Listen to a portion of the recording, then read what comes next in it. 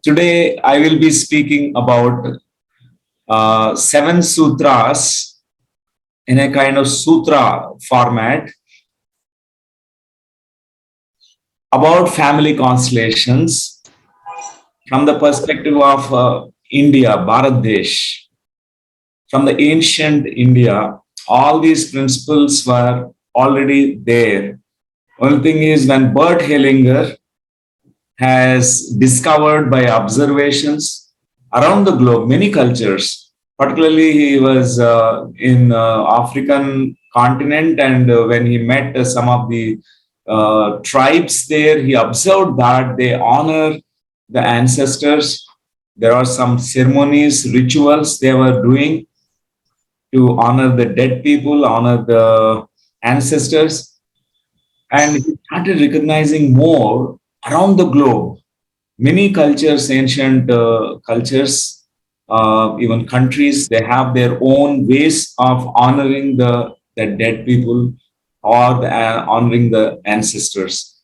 So, from the point of view from India, with such richness that we carry, we are very rich in our culture, in our wisdom. Very, very strong roots are there for each one of us being born in India, and some of the participants who are living in elsewhere, some other parts of the globe. And you will also come to know that India has been following these principles always. Only thing is, from the scientific perspective, when we look at that, we'll be able to really appreciate, acknowledge our own roots, our wisdom, our culture. So I am very fond of and very curious about exploring, learning anything about these sciences, spiritual sciences. So, as a medical doctor, my interest is how a patient, how a sick person can be benefited from spiritual practices. So, after past life regression, I have come across the modalities of healing like inner child and also family system dynamics, family constellation work. First time I witnessed that constellation work in 2000, the year 2000, when I saw something like representatives who doesn't know anything about the families, but they were called to represent the family members there in the constellations, and the whole story that came out, it really made me to investigate more into this, and my heart center completely opened, and I was crying with joy, and there's so much love that started flowing. I recognized that just witnessing a constellation, a family constellation, it itself brought me so much of transformation in me. So from that time, I was so much interested to learn about this. So I met so many these pioneers, masters, particularly from the school, Bert Hellinger School. So many teachers were there. One of them who was living in South Africa at that time, I met him there. His name is John Payne. And he also, I invited him to India. In 2003, 4, he came to India to conduct his family constellation workshop. So at that time, I thoroughly got benefited. My constellation was done at that time. I recognized how arrogant and how egoistic I was, because I was a representative was showing the arrogance attitude, a superior attitude. I was bigger than my father in that constellation. It is so surprising. And it brought me such changes in my life. I noticed the dynamics. I start receiving from my parents their love and blessings. I was rejecting, I am superior, I parentified myself. I became a father to my father, even father to my mother, like a grandfather to the whole family at a very younger age. I was playing such a big role and a bigger than life. And Constellation showed me that. And it shocked me. It made me to cry. It made me to, integrate it. The integration of that took 5 years for me to take my place as a child in front of my parents. So it is such a humbling experience. But after 5 years later on, my life really is so unburdened, so much like a flow. And so far, everything is a struggle for me. The joy is missing. Everything is there. Joy was missing before, but the joy returned, and really the authentic nature returned to me. And it is such a beautiful transformation that I experienced. From that time, I was studying, because this is really a very important topic, constellation work about the family dynamics. We think that relationships are distractions for spiritual growth. It's not actually. We grow in our relationships. There are so many beautiful initiations we go through when we are in relationship dynamics with our family members. All the whole enlightenment process can happen right in our own family. We are challenged, we are triggered, and we go through so many things, and there are hidden dynamics. We understand whole enlightenment can happen provided we also know the important significance of our family systems. So today I prepared a few slides to show to you the 7 sutras. Sutra means a principle. Like a garland of flowers, there is an invisible thread which is connecting all the flowers. That is nothing but sutra. Whatever the invisible principles which we cannot really recognize when we are seeing with only physical eyes, but when we really be more aware and more observant, we watch those principles, we see them clearly. So family systems, we always see that they're all operating beautifully through, all systems are operating with certain orders of love.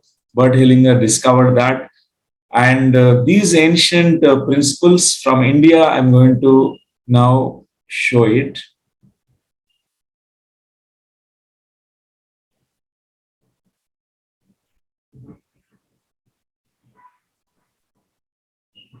I'm going to put this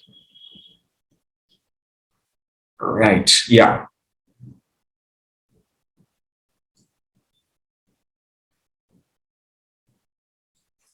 It's a phenomenal work done by Bert Hellinger with a deep appreciation for all the ancient cultures, all those traditions around the globe. So, as Indians, we also need to recognize what is in our own ancient India. So, it is like we see through the lens of family constellations, which were, founded, the whole system of knowledge was founded by Bert Hellinger. We recognize these ancient principles of sutras. The first one is Sutra of System Dynamics. So family is also a system. All individuals, all people, whether dead or alive, and all kinds of generations of people in the family tree forms a system. There are hidden dynamics. There are some dynamics which we can see very clearly when we look at every family system. Immediately we recognize there are some symptoms which is shown in the current generation, in the generation of children. They carry the most symptoms.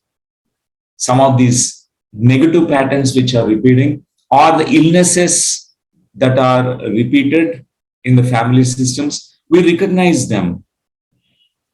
When we see But there are hidden dynamics which can be also recognized when we really see deeply into our family systems. Which generation, which ancestor this all began, will be able to notice that, because there are roots, origins of a pattern somewhere long, long back, an ancestor who was forgotten, who is excluded, who is not talked about, or some pages of the history book of the family tree is removed or torn, and our current generation is trying to remember that pages which are removed, torn by having this pattern or having this kind of symptoms,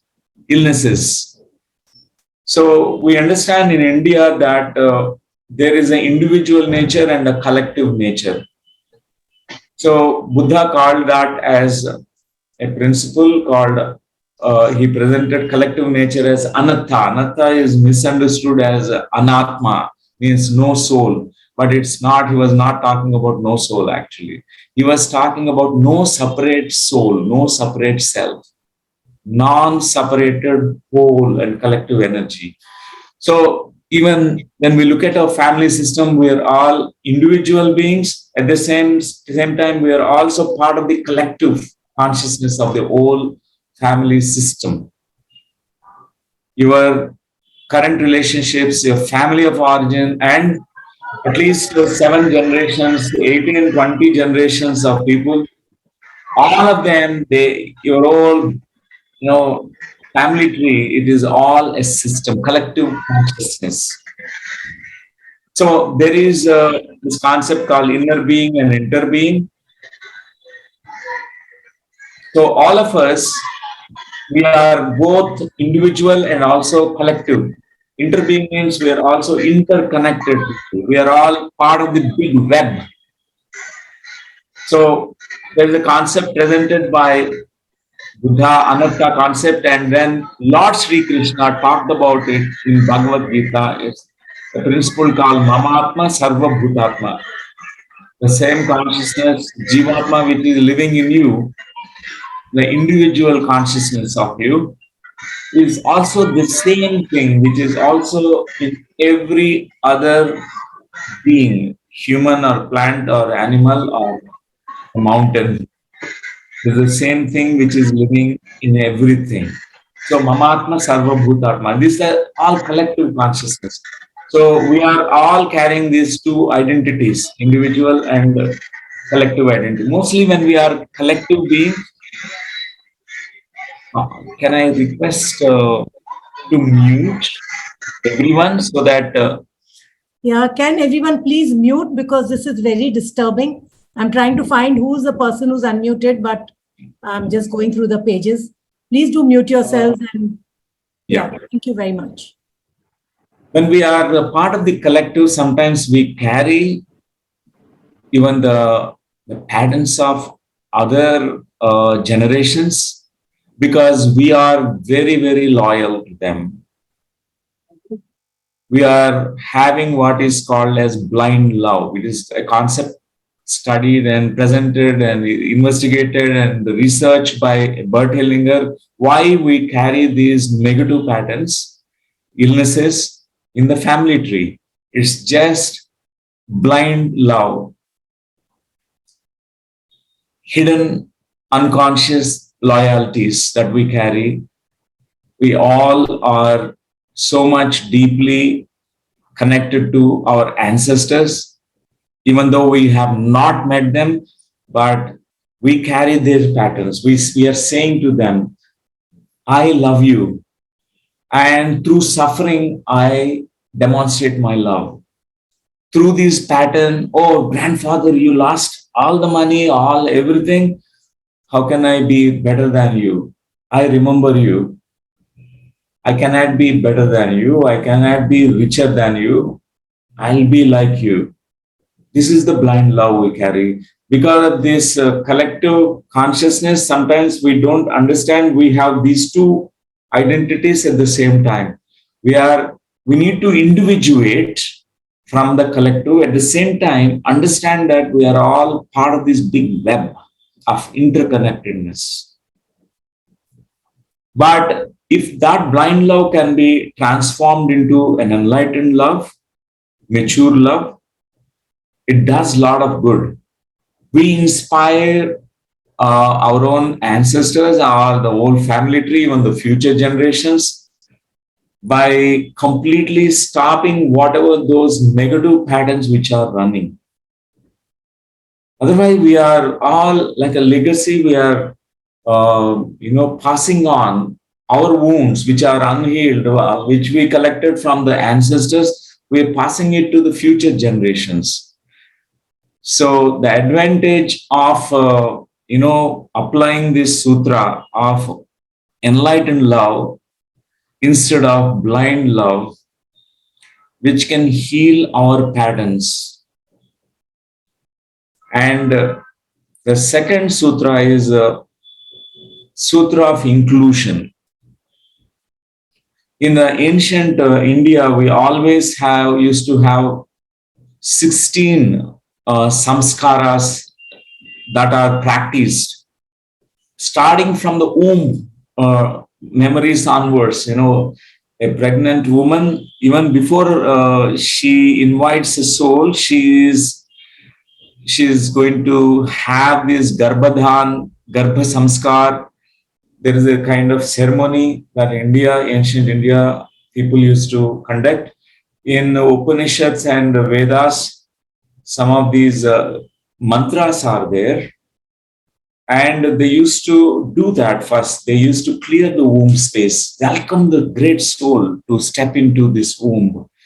And also they used to always include all the ancestors in their heart, giving place for everything.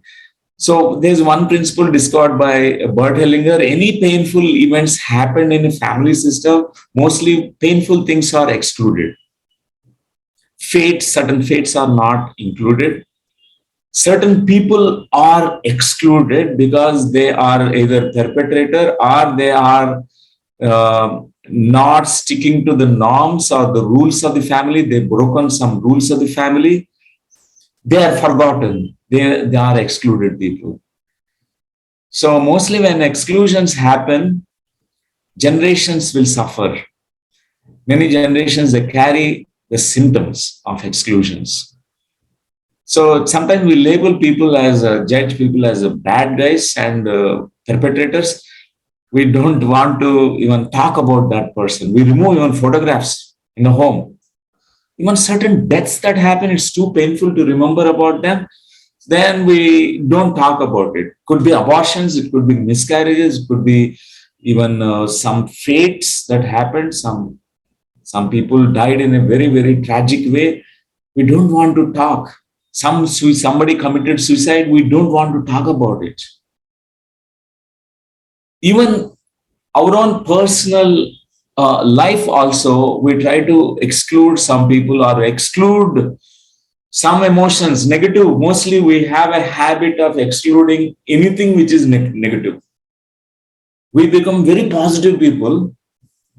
There's a great danger in being only positive person. We reject negativity. But in life, both comes to us. Duality is part of our life. Good, bad, and right, wrong, and day and night, all things will come to us. Anything you exclude, it will bounce back. It will be included in a harsh way. Whatever we resist, whatever we fight against, we become that actually. For example, you exclude your anger, you become angry. You are fighting with your father subconsciously because your father is very angry person. You don't like your father, you become like your father. You become very angry person. So this is something very, very great principle that we keep observing in our practices in India.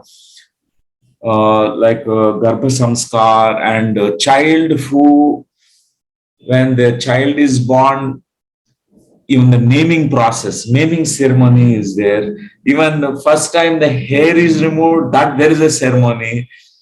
Everything is life, everything is including the last death rites. Even a person is dying, there is an antyeshti.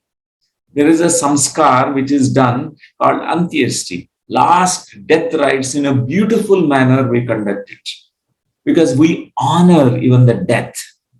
Nothing is excluded. It is all inclusiveness. And the third principle that in ancient India we observe is honoring our ancestors. There is a Pitrupaksha Shraddh that we follow. And as a child, I used to observe that it used to look like unscientific for me because all the people are dead. Why we should do this? Why we should prepare some food items and keep it for the black crows to eat. And I used to think it's all meaningless. But now, after understanding the constellation work and understanding how beautiful these, whatever the ceremonies that we conduct, there is a certain meaning. People who don't remember their ancestors, they lack the roots. Even many people nowadays is a fashion. They don't even talk about their country of origin. It's like a fashion. They don't even speak in their own mother tongue. I really fond of my mother tongue, Telugu. I'm sorry that I can't speak in Hindi language, but my mother tongue is Telugu. Being born in Andhra Pradesh, I love my language. And we need to be so proud being born in India, Bharat Desh, being born in a particular, family system. Our roots are there. We need to really honor the roots of us. So honoring the ancestors is honoring having the roots. Without roots, a tree will fall. Our roots are there in our culture, in our mother country, and our roots are there with our mother and father. So our mother and father, our first relationship, it began. So all this in ancient Bharat Desh, we have these ceremonies and rituals. Pitrupaksha Shraddh, on a Amasya day and a new moon day, we do that. We remember our ancestors. There are certain beautiful mantras. If you decipher these mantras, it's all honoring them. We are saying to the ancestor, dear great-grandfather, great-grandmother, I remember you. Even though you are gone, long gone back, I remember you. You have place in my heart. This is what we are saying in these mantras. Wherever you are, keep blessing us. We need paternal blessings. This is what we say. We always honor the roots of us. And the fourth important sutra that we recognize in ancient India is Sutra of bowing down to parents. Wherever you go, in every family, children, morning when they wake up, when they meet their parents, they bow down and touch the feet of the parents. We say, Matru Devo Bhava, Pitru Devo Bhava, Acharya Devo Bhava. Why? Because they are the very ancient principles. Rishis, yogis recognize that. Those children who are not a child in front of the parents, not small in front of the parents, they become bigger than the parents, they are not able to bow down to the parents. Really, they don't receive blessings. They don't receive love from the parents. They become arrogant. It's a downfall for them. They feel depressed. Without parents, we feel depressed. One of the causes for depression, clinical depression, is we have not honored our connection with our mother and father. Bert Hellinger talks about it. Through his all the 40, 50 years of constellation work, he observed that children who are not connected to the parent, not healed the connection with parents, they will not progress in their life. They mess up their lives. So in India, we have this beautiful, system of practices. Like all the children always honor the elder ones. Their place is very unique. Sometimes a child at a very younger age judges the parents, become bigger than the parents. There's something called interrupted movement of love a child experiences sometimes because of various circumstances, situations that occurred in life. A child comes to a conclusion that, oh, my mother, father is not loving me. My mother, she herself is wounded so much. I need to help out my mother. So we become bigger than her and we'll be mothering the mother or fathering the mother. We'll go into a different dynamic. But what is so important is we can always take care of our parents as children. But sometimes we become so big, we mother the mother, father the father. We do like that. Parentification. So, Matru Devo Bhava, Pitru Devo Bhava. This is our ancient system of knowledge in India. So, we have another sanskar. It is a sacred wedding ceremony in ancient India. All marriages in India is fun, actually. Such spiritual rituals, mantra, chants, and all that. Even there is a fire ceremony, and around the fire, the couple revolves, rotates almost 7 times around that. So if you decode all the meanings of these ancient mantras, it's all about, saying yes to each other, the couple who are getting married. They're saying to, the wife or husband that, yes, I see, I acknowledge your past. I agree to your past. I agree to you. I agree to your mother and father, in-laws. Otherwise, most of the problems, because two family systems are getting married, they are coming together. Wife says, I accept everything about you, but I can't accept the in-laws. Your mother and your father, their language, their behavior, their food habits, I can't accept that. So I'm okay with you. Even the husband says the same thing. They have complaints about the in-laws.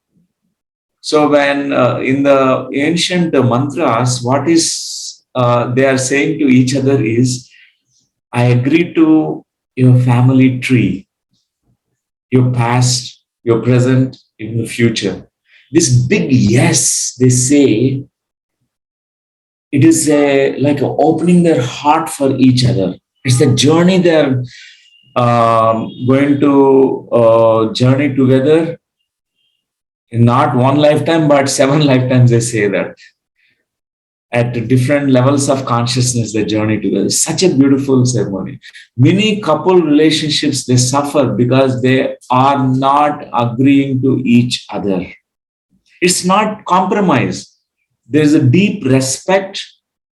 There is a pure love between couple. They can experience unconditional love. Only thing is, in India, what happened is we don't know why Purohit or Pujari conducting the marriage ceremony, whatever mantras chanted, we do not know the meaning of it. They're all in Sanskrit language. We don't know the meaning. We just say it, repeat like a parrot, but we don't understand. But this is the great principle. Yes to each other in couple relationships. And Sutra, Purush and Prakriti. We talk a lot about masculine, feminine dynamics. We say in India that Purush is the unmanifest and Prakriti is the manifest energy. So even the masculine, feminine dynamics in relationships that we see, sometimes they go haywire. They go into imbalance. there's a matriarchal or patriarchal societies which are formed, they go into imbalance. They both are unique, and they both have very, very complementary, they complement each other. We talk yin yang in China, and in India, Purush Prakriti and Ardhanarishwara Tattva. We talk about it. These are all the ancient concepts. When we don't honor that, there is a patterns which are formed. So many women in many generations, they're very sad. All the men, they are very dominating, and their heart centers are closed, very cold, insensitive. Or sometimes to balance as a balancing act, all the women, they become very aggressive, and men become timid, and very, like they feel very wounded, and they don't take responsibilities at all. And as a man, they will not be taking the place as a man. Sometimes a woman takes the place of a man, and man takes the place of a woman. Even their biologically, their androgens and estrogen levels get disturbed. Whatever happening in our really in our attitudes, in our minds, and it also affects our biology. So we see that there are ancestral memories which repeat through generations. Many generations, the family dynamics are always conflict between men and women. They are like competitors, they are like enemies always. There's no togetherness, and there is no reciprocity and balance. Somebody takes more, somebody gives more. Somebody who is taking more, receiving more from a partner in a relationship, they feel a certain guilt afterwards. Out of guilt, they may not really have that really beautiful relationship with each other. A couple starts separating. Or someone who is giving more, they are also saying that, have I given enough to you so that you can love me now, you can accept me? Did I do enough for you? We want approval, we want love. So a giver is also is begging for love. And it's so important a couple have a beautiful relationship if they also honor each other by balancing act. It need not be like a exact balance in the midpoint, but always the scale moves up and down so beautifully. And the seventh sutra of honoring the all kinds of fates, many fates, that death is a fate, illness is a fate, and sometimes the losses that happen in our lives, a huge financial loss, bankruptcy is a fate. And only thing is we need to bow down to the fate. And particularly these Antyeshti rituals, samskar that we conduct, the death rituals in India, it's so good. So on each day after someone passed away, someone vacated the body, we honor them. First we go through the mourning process, grieving process. We don't suppress those emotions, or we don't exclude any of our grief. We honor the grief. We say that, yes, it's painful for me to see you going away. I miss you. I miss to see you in the physical realm. And after grieving process, we reach to the acceptance levels. We accept the fate. We bow down to the fate. Yes, it's a fate. But I meet you on the other side after I complete the mission or purpose for which I incarnated, not a moment before. Otherwise, there is a pull towards death. Those who don't honor the death or honor the fates, someone in the generations later on, they will be identified with that fate they will repeat. Or there is a pull towards death. We will be constantly drawn towards death. We create such death urge and we create illness, we mess up our life.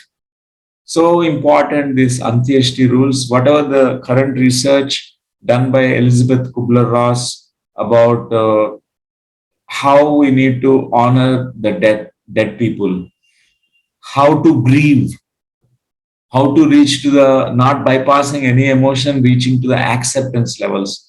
Even the art of dying, even we know that our fate also one day the fate is going, we have to go through that fate of dying. One day we die, but we need to know how to die.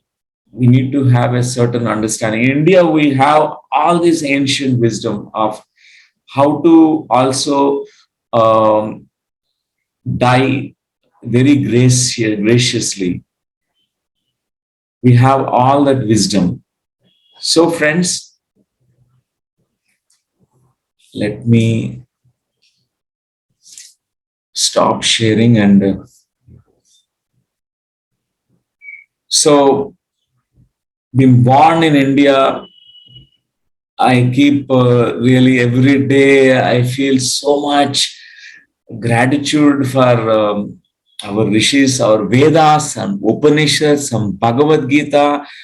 You know, this wisdom is such eternal wisdom. And we can go on researching about it, and many lifetimes it takes.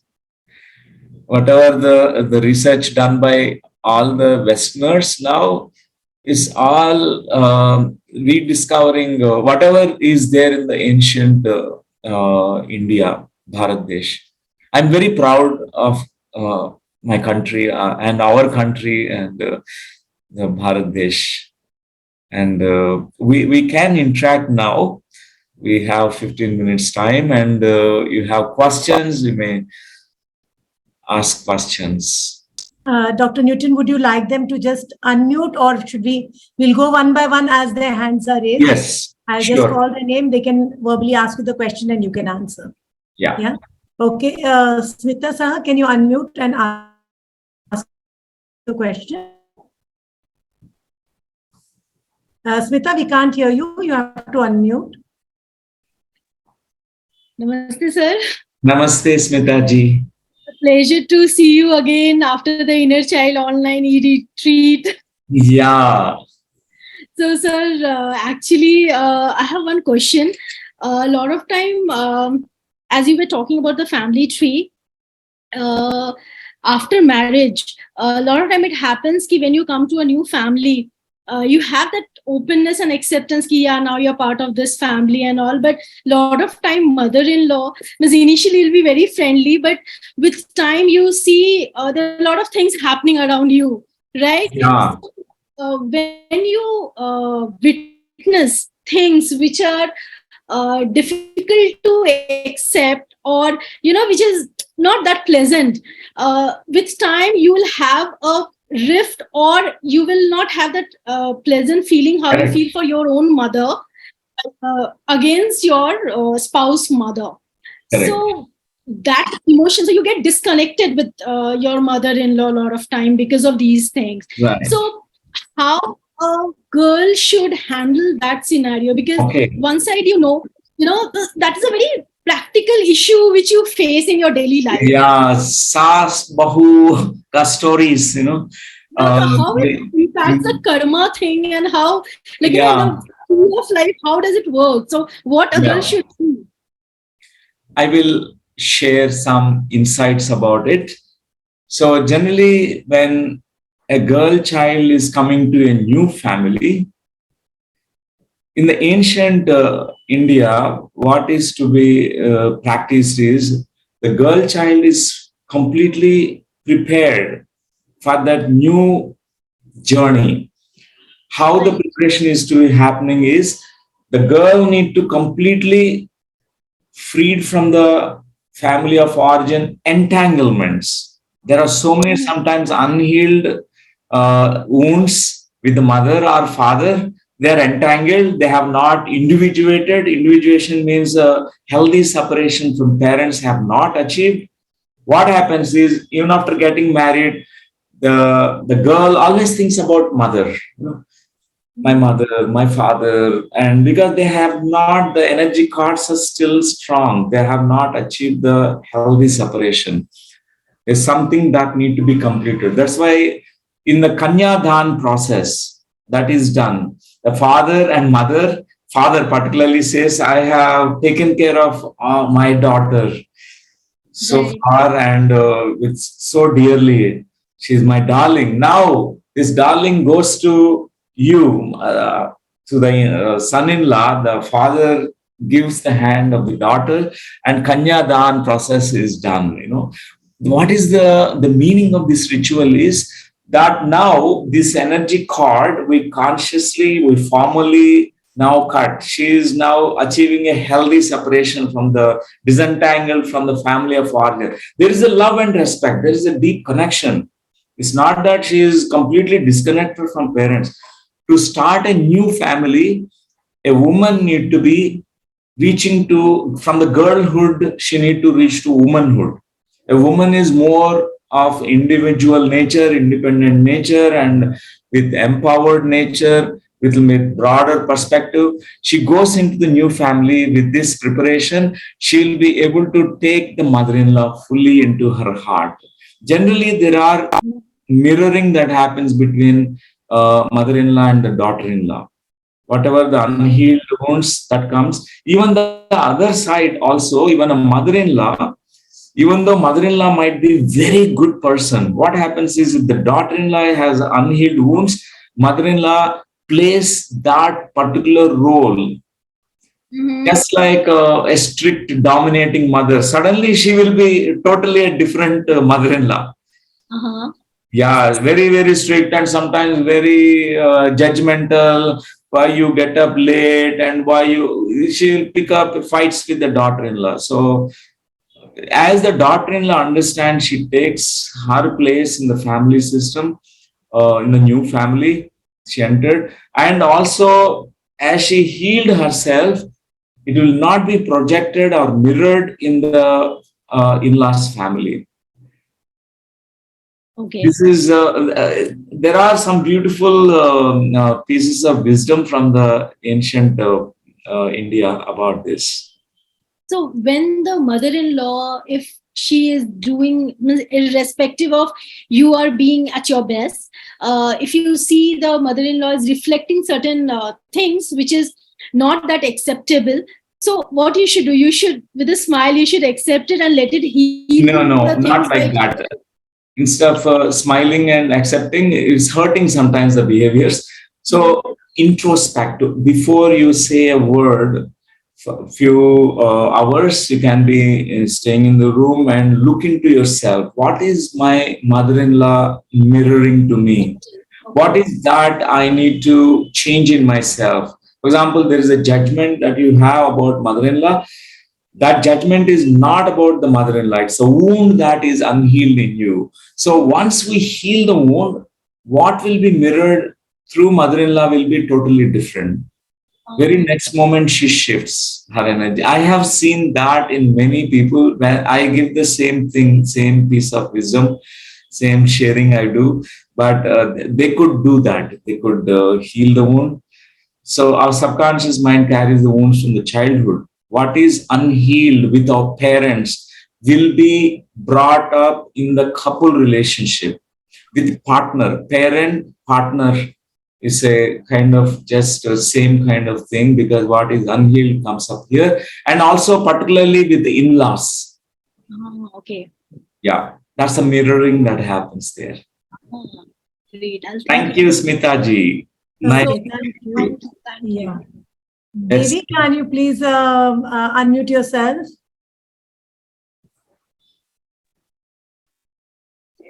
Namaste, Newton sir. Hello, Devi ji. Namaskar. Wonderful. Namaskar. Namaste, madam. Namaste. Wonderful. Sir, so good to listen from you, sir, after a long time. And I really want to share one experience with you from long time. I'll Yes. try to not take long time for that.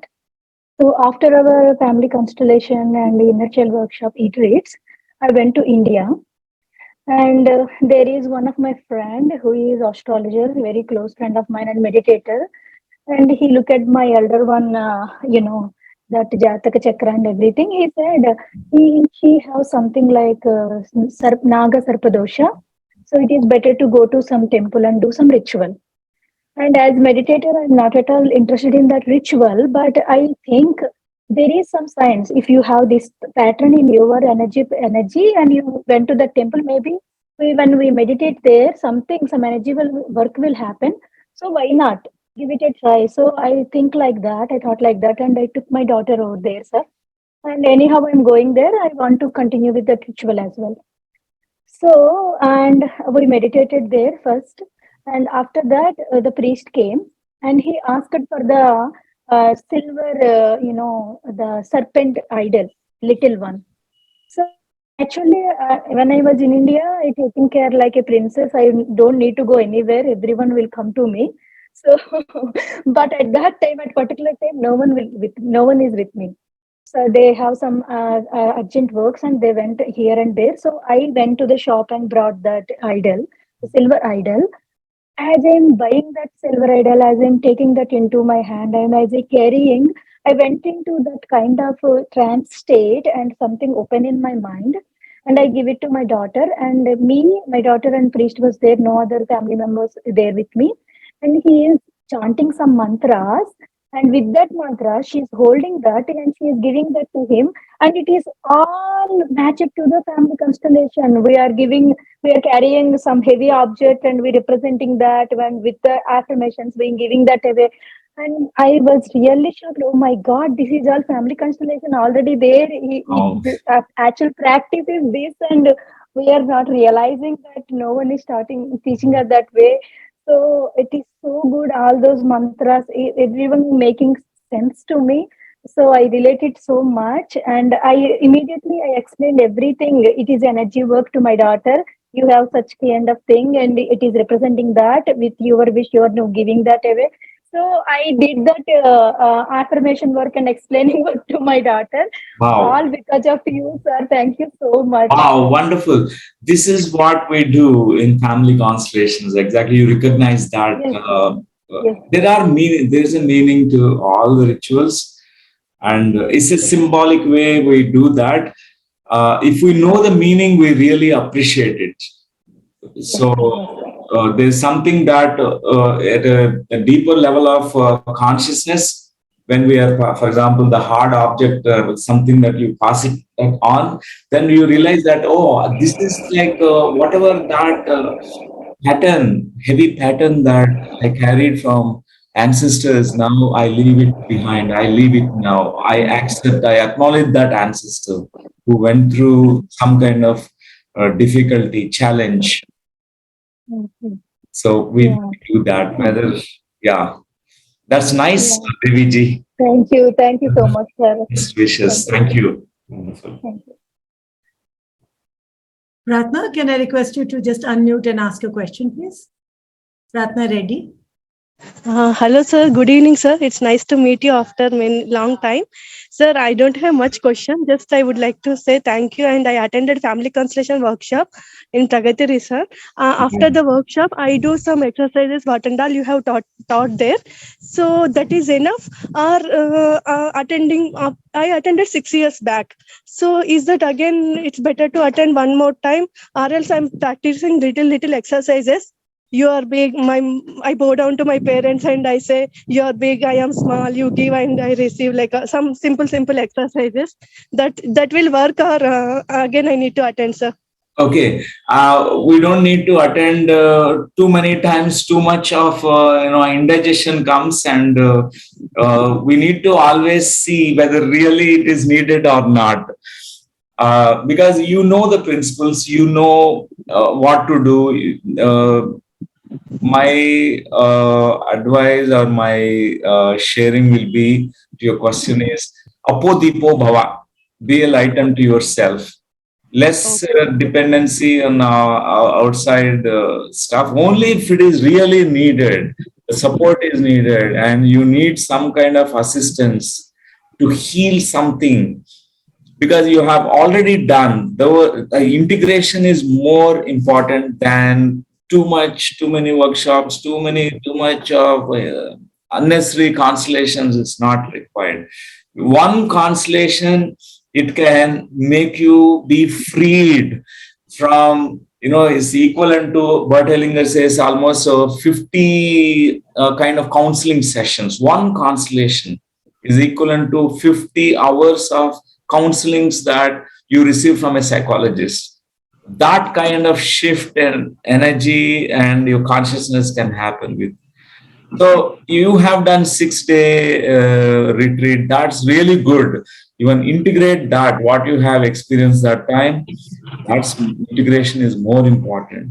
Okay, Only thank to you. feel intuitively that yes, I need some more additional help in this area. Then you can check with yourself your intuition. Yeah, thank you, sir. Actually, my father's side, my grandparents, they haven't been together since very long years, and that healing pattern I have carried in this generation. I realized it, but that pattern because they even my father's elder brother also he moved away from some other place, and my father stayed in my maternal side parents, my amma side. So Right. that energy also I need to heal. Sometimes I feel that energy also little bit I'm carrying and suffering in this life. In Okay. the unconditional blind loyalty you said, no sir, blind Okay. that one. So you have recognized it later on. So you can address to it through a constellation. Okay, thank you very much, sir. Thank you. Dr. Newton, it's 8 o'clock. So do you want to continue? How many more? Yeah, for 10 more minutes, we can continue. 10 more minutes. Yeah. Okay. Okay. So, Nirmal, you can unmute yourself and you can ask your question. Yes. Hello, Dr. Newton.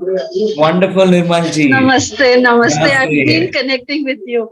Yeah. Thank you so much. Thank you for this opportunity. And what do I say? Actually, I wanted to just wanted a little bit of more clarity about parenting the parents. Right. The thing that you parent your parents and then your children will parent you. So that pattern, how do we go about it? How to break that pattern, how to come out of that. So generally, this is like a multi-generational. Yes. We observe that our parents are parented by their children. Children at a very younger age, they see that mother is helpless. I need to protect the mother. We become like a protector bigger than the mother, protectors to the mother. Yes. And then we leave the place of a child and take a different role and different place. So there is a sutra, a principle in constellation work. It's called everyone need to be in their rightful placements, rightful place. A child is a child. Parent is big, children are small. From the mountain, the water flows downwards into the valley, not the other way. Water will not flow from the valley to the mountain. So love always flows from parents to the children. Children, when they grow up as adults, that love is passed on to their children and to the future generations. If someone has no children, then the love is passed on to their projects they take up, to their work. The work receives all that love. Our community service they do, it is the love always need to flow. Right. Right. So this is what is the principle. If something is happening, like this dynamic is disturbed, parentification or spousification, they are misplaced actually. They are not rightful places. It disturbs the whole family dynamics. And Right. people, they carry a lot of pain and suffering because of that. So Right. generally, when we are parentified, it feels so good to be bigger than the parent. It is like even parent, mother says, "Oh, you are my savior. Oh, my boy, mama's boy. You are like my little prince and hero and all that." a temporary seniority syndrome enters. We feel Very senior, true. suddenly graduated to be a bigger, but it is going to take a toll on that child. Very They'll be true. so burdened. That's why it is so important to take the place, our right place. Right. So only when we are in the right place, the energy of love flows, blessings the flow, and the potential of us opens up. Very true. Yeah, that's a Thank you. simple movement, very simple movement. Got you. Got it. Got it Got it? completely. Okay, Got it. Nirmal. Thank you so much. Thank Thank you. you. Wonderful. Thank you. Yeah, Kiran, VVD Kiran, can you unmute and ask your question?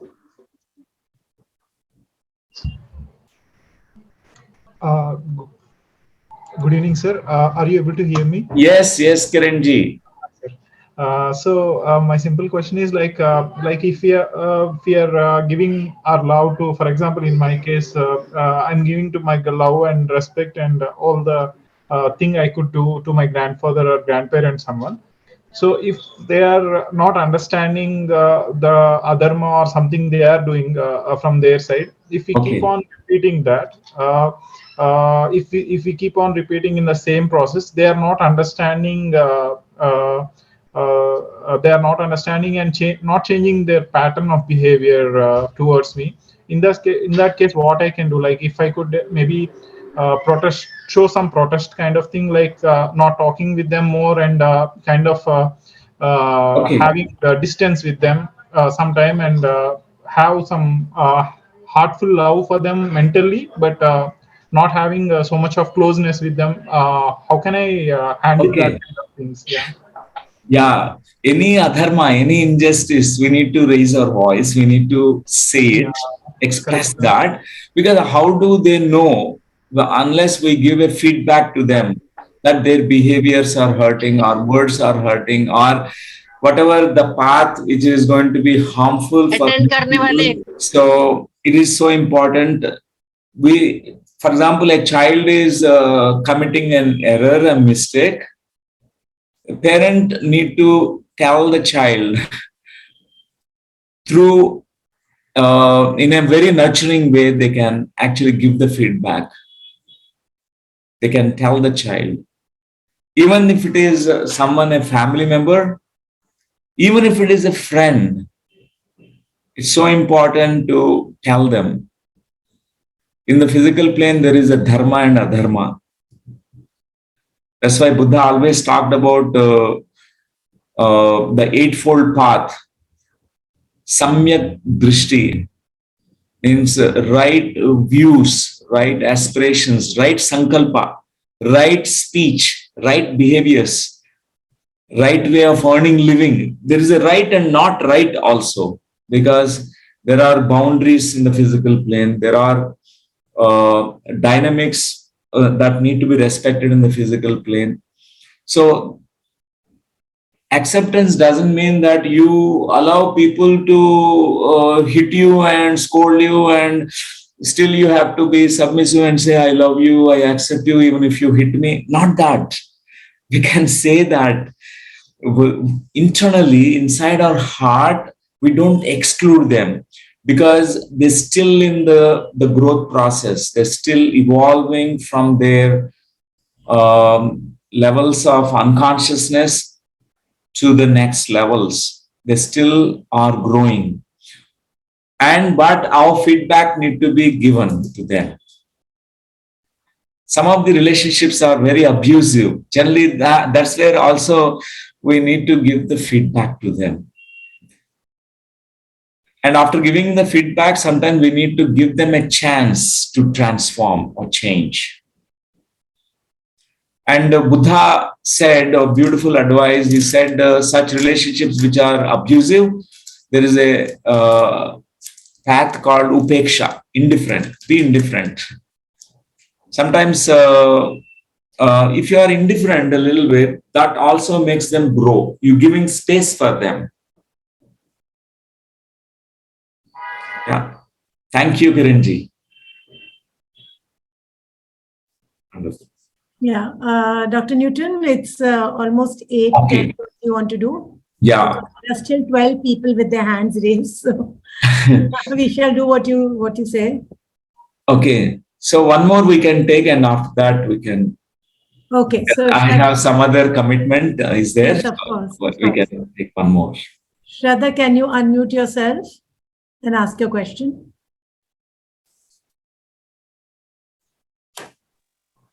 Namaskar, Shraddha ji. Thank you so much, Rituji and sir, for giving me this opportunity. Sir, so good to see you and so good to talk to you, having this opportunity. And I would be meeting you in December for the Soul Coach program. And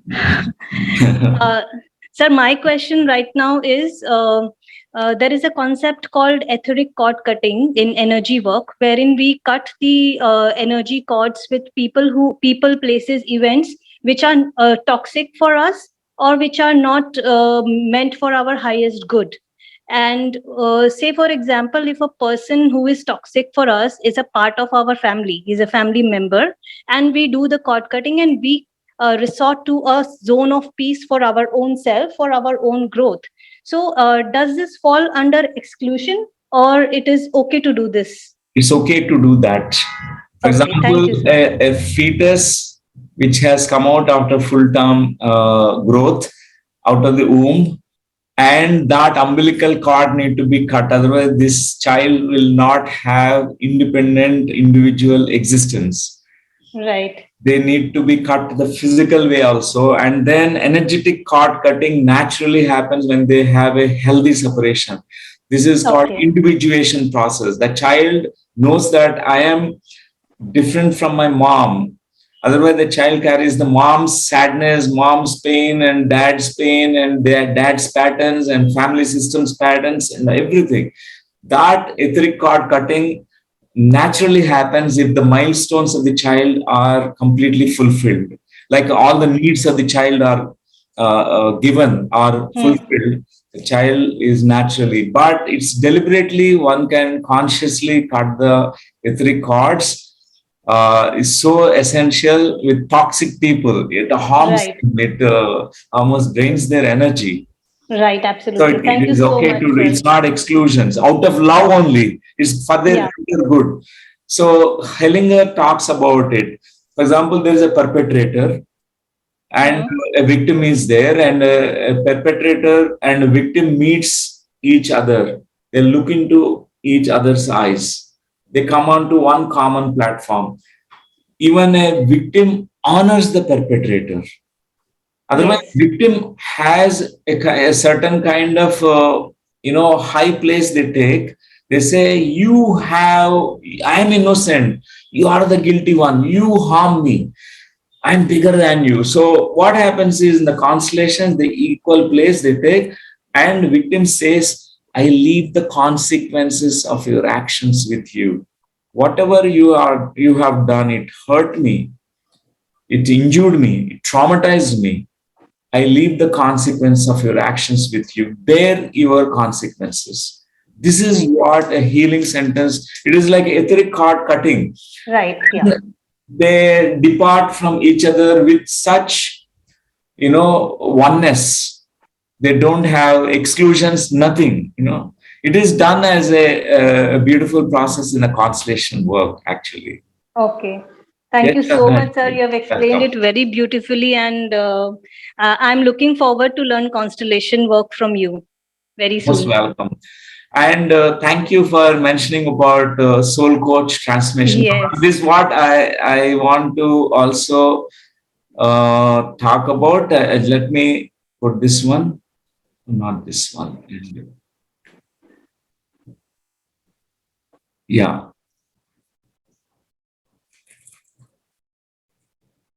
Yeah.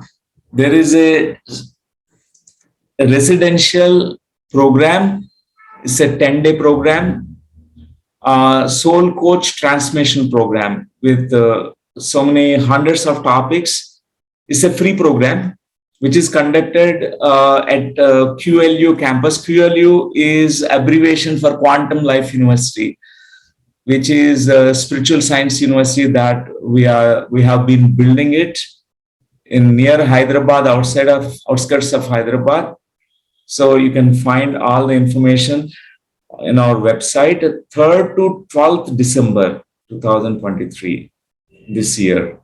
So there are few residential programs that we conduct. They're all like trainers programs, like past life regression therapy. Now, in this month, we have 19th to 24th June 2023.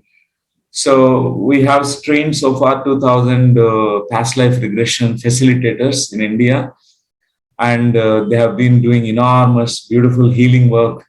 And life between lives regression therapy, that also once in a year we conduct. Inner child healing trainers program, fetal reimprinting through rebirthing breathwork, and family constellation. So you can check about these courses in our website. The website is qluglobal.org, and email ID is info@qluglobal.org. You'll find the contact details in our website. Thank you all for giving the opportunity, and thank you, Rituji, for inviting me here and to this platform. And I really, really admire what you do. You are such, you bring such light to so many people in India.